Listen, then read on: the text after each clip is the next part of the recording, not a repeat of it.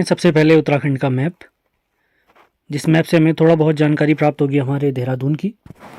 तो सबसे पहले देखते हैं, ये जो आपको दिख रहा होगा ये एरिया, ये पूरा एरिया हमारा देहरादून वाला पोर्शन है। तो ये जो पोर्शन आपको दिख रहा है ये पूरा हमारा देहरादून वाला पोर्शन है, जो कि हमारी राजधानी भी है। तो देहरादून की सीमा अगर हम देखते हैं तो टिहरी, उत्तरकाशी, हरिद्वार, पौड़ी से इसकी सीमा लगती है। इसके साथ साथ हिमाचल प्रदेश और उसी के साथ साथ देहरादून की सीमा उत्तर प्रदेश के साथ भी लगती है। ये सारे फैक्ट आपने क्लियर करते हुए चलना है। तो देखते हैं हमारा देहरादून जिला, इसके सारे महत्वपूर्ण इंपॉर्टेंट नोट्स हम देखने वाले हैं। तो सबसे पहला पॉइंट है इसकी स्थापना। तो देहरादून की स्थापना हमने याद रखनी है 1817 में हुई है। इसकी भौगोलिक स्थिति के बारे में देखते हैं, यह हमारा सबसे पश्चिमी जिला है। देहरादून की सीमा 2 राज्यों से भी लगती है, जिसमें एक हिमाचल प्रदेश है और उसके साथ साथ यूपी से भी इसकी सीमा लगती है। हिमाचल प्रदेश का सिरमौर जिला लगता है हमारे देहरादून से, जबकि यूपी का सहारनपुर जिला इससे लगता है हमारे देहरादून से। तो ये पॉइंट आपने क्लियर करते हुए चलने हैं।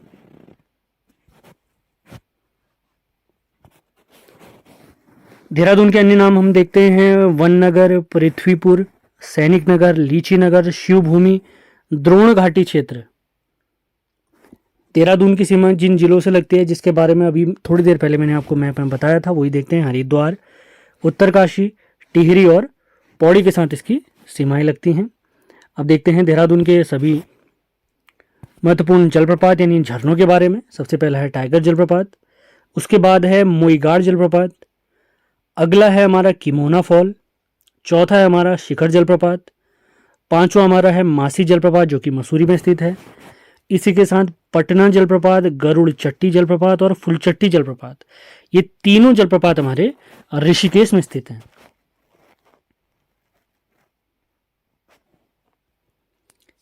देहरादून की प्रमुख तालों की जानकारी देते हैं। सबसे पहला है चंद्रबाड़ी ताल, जहां से चंद्रभागा नदी निकलती है। ऋषिकेश में चंद्रभागा नदी और गंगा नदी का संगम होता है। और चंद्रभागा नदी कहाँ से निकलती है? देहरादून की चंद्रबाड़ी ताल से। इसी के साथ कांसरो ताल और गौतम कुंड भी हमारे देहरादून में ही स्थित है।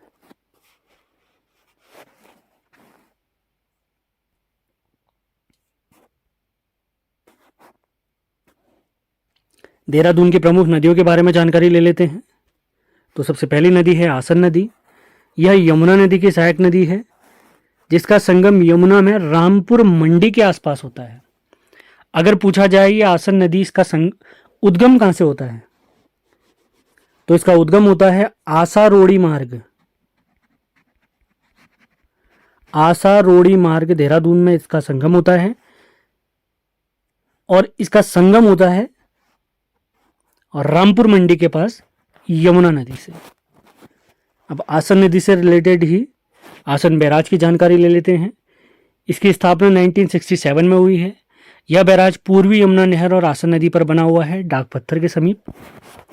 आसन बैराज पर बने जलाशय या तालाब को आसन जलाशय या ढालीपुर झील भी कहते हैं। महत्वपूर्ण फैक्ट, इस बैराज में बहुत सारे पक्षी भी पाए जाते हैं।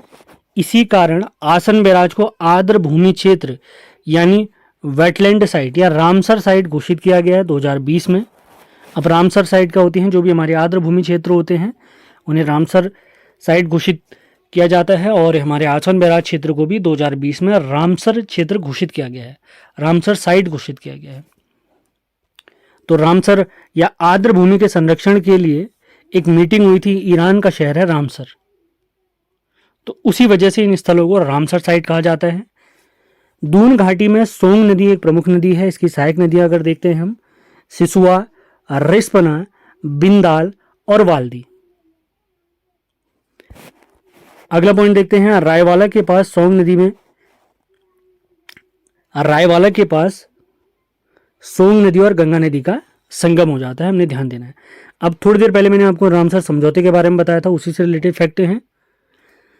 रामसर जो समझौता हुआ था ईरान पर, इस पर हस्ताक्षर हुए थे 2 फरवरी 1971 में और यह रामसर समझौता लागू हुआ है 1975 में। ऊपर बेसिक जानकारी है। जो हमारी गंगा नदी है 5 राज्यों से बहती है, जिसमें उत्तराखंड, उत्तर प्रदेश, बिहार, झारखंड और वेस्ट बंगाल है। और अंत में ये बंगाल की खाड़ी में गिर जाती है बांग्लादेश के रास्ते। देहरादून में वन्य जीव देखते हैं। राज्य का सबसे पहला चिड़ियाघर देहरादून में ही है, जिसका पुराना नाम मालसी डियर पार्क था। राज्य वन्य जीव बोर्ड के अध्यक्ष हमारे मुख्यमंत्री होते हैं। अगर पूछा जाए वर्तमान में कौन है, हमारे पुष्कर सिंह धामी जी हैं, जो कि हमारे व्यक्ति क्रम में 12वें मुख्यमंत्री हैं। खटीमा से चुनाव हार चुके थे, इस बार चंपावत से जीत चुके हैं जब उपचुनाव हुआ। राज्य का पहला वन्यजीव संरक्षण केंद्र मोतीचूर वन्यजीव विहार था, जिसकी स्थापना 1935 में हुई, जबकि राजाजी वन्यजीव विहार की स्थापना 1948 में हुई थी।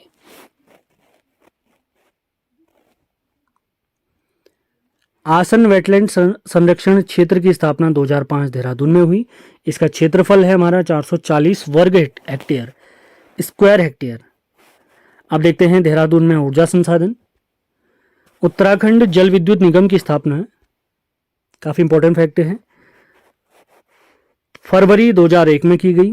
उत्तराखंड जल संस्थान का गठन 26 अगस्त 2002 को हुआ, जिसका मुख्यालय भी हमारे देहरादून में है। उत्तर भारत का सबसे पहला जल विद्युत संयंत्र यानी हाइड्रो पावर प्लांट, ये हमारा ग्लोगी जल विद्युत परियोजना है, जो कि हमारे प्यारे मसूरी में स्थित है और जिससे विद्युत उत्पादन स्टार्ट हुआ है 24 मई 1909 में। अगली परियोजना देखते हैं जो बिजली उत्पादन से रिलेटेड है। ढालीपुर परियोजना यमुना नदी पर है। इसकी कैपेसिटी है 51 मेगावाट और इसकी स्थापना हुई है 1965 से 70 के बीच में। इसके बाद आता है हमारा इचारी बांध, जो हमारी प्यारी टोंस नदी पर बना हुआ है। इस बांध का पानी छिब्रो पावर प्लांट और खोदरी पावर प्लांट में जाता है। अगली परियोजना है हमारी छिब्रो परियोजना, जो कि टोंस नदी पर बनी हुई है और इसका क्षमता यानी कैपेसिटी है 240 मेगावाट की। अगली परियोजना देखते हैं खोदरी परियोजना, यमुना नदी पर बनी है परियोजना, 120 मेगावाट की है। अगली परियोजना काफी महत्वपूर्ण हो सकती है हमारी आगामी परीक्षाओं के लिए। किसौ या किसाऊ बांध परियोजना, यह टोंस नदी पर है, जिसकी क्षमता 600 मेगावाट की है। इस बांध से हरियाणा, राजस्थान, उत्तर प्रदेश, दिल्ली और उत्तराखंड के लोगों को सिंचाई का पानी प्राप्त होता है। इस बांध का रखरखाव या मेंटेनेंस का काम हमारा THDC Tehri hydro development corporation देखता है। जुलाई 2016 में इस परियोजना को राष्ट्रीय परियोजना घोषित किया गया है। किस परियोजना को? किसाऊ बांध परियोजना को। अब आते हैं एक और महत्वपूर्ण योजना की तरफ, लखवाड़ बांध। ये यमुना नदी पर बना हुआ बांध है। इस बांध को 1976 में मंजूरी दी हमारी योजना आयोग ने। 1987 में बांध का निर्माण कार्य शुरू किया गया, लेकिन 1992 में परियोजना को रोक दिया गया क्योंकि इस पर बहुत ज़्यादा खर्चा हो रहा था। सन 2008 में इसे राष्ट्रीय परियोजना घोषित किया गया। मार्च 2016 में केंद्र सरकार ने इस बांध के निर्माण को मंजूरी दी। महत्वपूर्ण फैक्ट, वर्तमान में इसकी क्षमता अगर पूछेंगे तो ये 300 मेगावाट इसकी कैपेसिटी है, जबकि इसकी ऊंचाई है 204 मीटर। इस परियोजना से पेयजल, सिंचाई आदि की व्यवस्था उत्तराखंड, उत्तर प्रदेश, राजस्थान, हरियाणा और हिमाचल प्रदेश के साथ दिल्ली में भी की जाएगी। अगला संगठन देखते हैं उरेडा, जो कि अक्षय ऊर्जा से रिलेटेड है। उत्तराखंड अक्षय ऊर्जा विकास अभिकरण, Uttarakhand renewable energy development agency से कहते हैं। अक्षय ऊर्जा दिवस हम 20 अगस्त को मनाते हैं, ध्यान देंगे, राजीव गांधी जी की याद में। इसका मुख्यालय पटेल नगर देहरादून में है, जबकि इसकी स्थापना हुई है जुलाई 2001 में। उरेडा 2 मेगावाट तक की जल विद्युत परियोजनाओं के निर्माण की क्षमता रखता है। अगर पूछा जाए उत्तराखंड अक्षय ऊर्जा विकास निगम, तो ऊपर तो हमने देखा एजेंसी, अभिकरण। अगर पूछा जाए उत्तराखंड अक्षय ऊर्जा विकास निगम, तो ये हमारा देहरादून में है। अब कुछ देख लेते हैं देहरादून के प्रमुख मंदिर। PDF इत्यादि प्राप्त करने के लिए आप इस नंबर पर संपर्क कर सकते हैं 7895127508। तो हमारे उत्तराखंड के सभी 13 जिलों की PDF आपको प्राप्त हो जाएगी और वीडियोस तो आप लगातार देख सकते हैं, वीडियोस की कोई दिक्कत नहीं है। तो प्रमुख मंदिरों की तरफ चलते हैं देहरादून के, तो संतला देवी मंदिर, श्री प्रकाशेश्वर महादेव मंदिर, तपोवन मंदिर या रुद्रेश्वर शिव मंदिर, जो कि गुरु द्रोणाचार्य की तपस्थली भी थी, चंद्रवनी मंदिर, महर्षि गौतम जी ने यहाँ पे तपस्या की थी। इसके बाद डाटकाली मंदिर, माल देवता मंदिर जो कि गोरखाओं ने बनाया, परशुराम मंदिर खुड़बुड़ा के पास में, यहीं पर खुड़बुड़ा का युद्ध भी हुआ था, टपकेश्वर महादेव मंदिर। देहरादून के प्रमुख त्योहार और मेलों की तरफ बढ़ते हैं। सबसे पहला है टपकेश्वर मेला, टपकेश्वर महादेव मंदिर के पास में लगता है। नुणाई मेला, बिस्सू मेला, जखोली मेला, मनियाण मेला, श्री गुरु रामराय दरबार साहिब, इन्होंने, ये काफी महत्वपूर्ण लाइन हो सकती है हमारी, इन्होंने देहरादून के धामवाला में झंडा दरबार गुरुद्वारा की स्थापना की 1699 में। इस गुरुद्वारे का निर्माण कार्य किया इनकी पत्नी पंजाब कौर जी ने 1707 में। गुरु रामराय जी के जन्म के अवसर पर ही यहाँ पर 15 दिनों का एक फेमस मेला लगता है जिसे झंडा मेला कहते हैं। झंडा मेला कहते हैं। अब देखते हैं देहरादून के प्रमुख स्थलों की जानकारी। तो सबसे पहले आता है पहाड़ों की रानी मसूरी। मसूरी को गंगोत्री और यमुनोत्री का प्रवेश द्वार भी कहते हैं। इसके संस्थापक है कैप्टन यंग। सुदर्शन शाह ने मसूरी की भूमि को पट्टे पर दिया था अंग्रेजों को 80 साल के लिए। मसूरी की पहली इमारत मलिंगार होटल है 1828 की, काफ़ी फेमस। 1845 में मसूरी का पहला school convent school of Jesus and Mary की स्थापना की गई। 1836 में मसूरी में पहले क्राइस्ट चर्च की स्थापना की गई कैप्टन रेनी टेलर द्वारा। 1906 में वेल्स की राजकुमारी क्वींस मैरी ने इस चर्च में देवदार का वृक्ष लगाया था, काफी महत्वपूर्ण। 1842 में जॉन मैकिनन ने मसूरी से ही हमारे प्यारे उत्तराखंड राज्य का पहला पत्र द हिल्स शुरू किया, जो कि 8 साल तक चला था। ये इंग्लिश भाषा में था। 1842 में मसूरी नगर पालिका का गठन हुआ, जो कि राज्य की पहली नगर पालिका है। सेशन पसंद आ रहे हैं तो कृपया करके इसको लाइक और शेयर जरूर करना है। आपने नोट्स अपने आप बना सकते हैं, बस वीडियो ध्यान से सुनिए। और आगामी वीडियोस आप कौन सी चाहते हैं कमेंट बॉक्स में लिख सकते हैं। 1920 में देहरादून से मसूरी सड़क मार्ग का निर्माण हुआ। मसूरी की सबसे ऊंची चोटी, सबसे पहली चोटी है लाल टिब्बा और दूसरी चोटी है गन हिल। 1970 में मसूरी में रोपवे का निर्माण किया गया, जबकि 1975 में मसूरी में टीवी टावर बना, जो 1977 से कार्यरत है। यानी इसने जो काम करना स्टार्ट करा 1977 से। अब मसूरी के कुछ अन्य स्थल भी देख लेते हैं। मसूरी में हार्डी और भट्टा जलप्रपात हैं, थोड़ी देर पहले हमने देखा भी था इसके बारे में। और झंडा पानी फॉल भी यहीं स्थित है। मसूरी में विंटर लाइन घटना देखने को मिलती है जनवरी के समय पे। हैप्पी वैली, जहां पर हमारे तिब्बती लोग रहते हैं, यह मसूरी में ही स्थित है। मसूरी में ज्वाला जी का मंदिर विनोग पहाड़ी पर स्थित है। मसूरी में ही नाग देवता का मंदिर भी स्थित है। अब मसूरी में स्थित कुछ प्रमुख संस्थानों की जानकारी ले लेते हैं। तो सबसे पहला है वुड स्टॉक स्कूल, जिसकी स्थापना 1901 में हुई है। सेंट जॉर्ज विद्यालय, जिसकी स्थापना 1853 में हुई है। मसूरी लाइब्रेरी की स्थापना 1843 में हुई है। डीआरडीओ का प्रौद्योगिकी प्रबंधन संस्थान यहीं पर स्थित है, जिसकी स्थापना 1962 में हुई। सबसे फेमस संस्थान आता है लाल बहादुर शास्त्री राष्ट्रीय प्रशासनिक अकादमी, यानी आईएएस ट्रेनिंग सेंटर, जिसे लवासना भी कहते हैं। ये हमारे प्यारे मसूरी में स्थित है। इसकी स्थापना 1 सितंबर 1959 को हुई है, आपने ध्यान रखना है।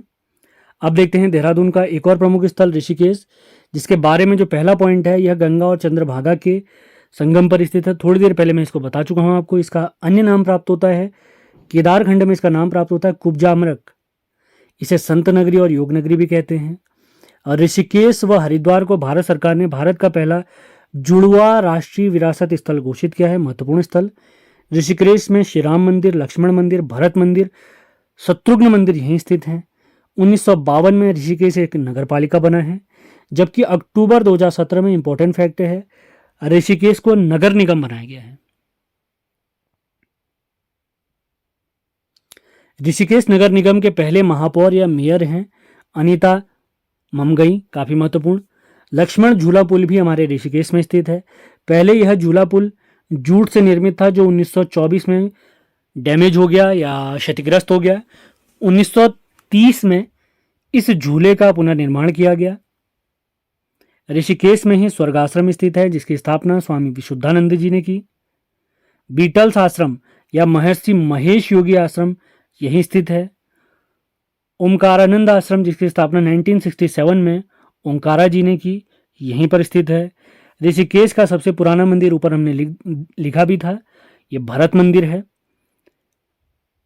और ऋषिकुंड जो कि गर्म जल का कुंड है वो भी हमारे ऋषिकेश में ही स्थित है।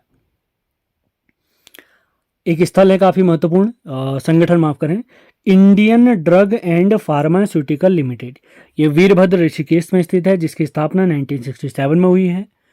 जबकि एम्स, अखिल भारतीय आयुर्विज्ञान संस्थान, जिसे इंग्लिश में all India institute for medical sciences भी कहते हैं, इसकी स्थापना 2004 में हुई है।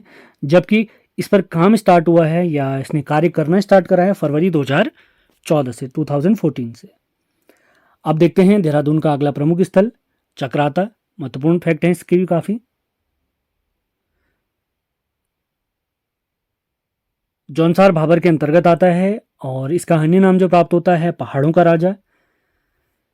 हमारे उत्तराखंड में एसटी के लिए 2 सीटें आरक्षित हैं, यानी शेड्यूल्ड ट्राइब यानी अनुसूचित जनजाति के लिए, तो उसमें एक सीट चक्राता है। जबकि दूसरी सीट कौन सी है आपने लिख के बताना है कमेंट बॉक्स में। चक्राता की स्थापना कर्नल ह्यूम ने की थी। थाना डांडा चोटी, रामताल गार्डन, कानासर, म्यूला टिब्बा, ये सारे स्थल यहीं स्थित हैं। बीसपुरिया गुफा, मुंडाली जो कि स्कीइंग के लिए प्रसिद्ध है, खतनू नदी, हथनी कुंड, ये सारे स्थल हमारे चक्राता में स्थित हैं। पुलिंद राजा विराट जी की राजधानी जो महाभारत कालीन है, वैराटगढ़ हमारे चक्राता में ही स्थित है। चिंता हरण महादेव मंदिर, बालनी देवी मंदिर, क्वानू मेला जो कि दीपावली में लगता है, ये चक्राता में ही आयोजित होता है। अगला प्रमुख स्थल हम देखते हैं कालसी, जो कि हमारा देहरादून का प्रमुख स्थल है। यहाँ से अशोककालीन शिलालेख भी प्राप्त हुए हैं। इसका पुराना नाम कलकूट या सुधनगर प्राप्त होता है। कालसी को सुधनगर वेनसांग ने कहा है, जो कि चाइनीज यात्री है। कालसी यमुना और अमलावा नदी के संगम पर बसा हुआ है। कालसी से ही मौर्य वंश के शासक अशोक, ये मौर्य वंश के 3rd शासक थे। मौर्य वंश की स्थापना चंद्रगुप्त मौर्य ने की। उसके बाद अगले शासक बिंदुसार बने, जबकि बिंदुसार जी के बाद अगले शासक उनके पुत्र अशोक बने हैं। तो अशोककालीन शिलालेख, अशोक के टोटल 14 शिलालेख यानी पत्थर पर लिखे हुए लेख प्राप्त होते हैं। उनमें से एक शिलालेख हमारे प्यारे कालसी से भी प्राप्त होता है। यह 257 ईसा पूर्व का शिलालेख है। इस शिलालेख को चित्रशिला भी कहते हैं। यह शिलालेख पाली भाषा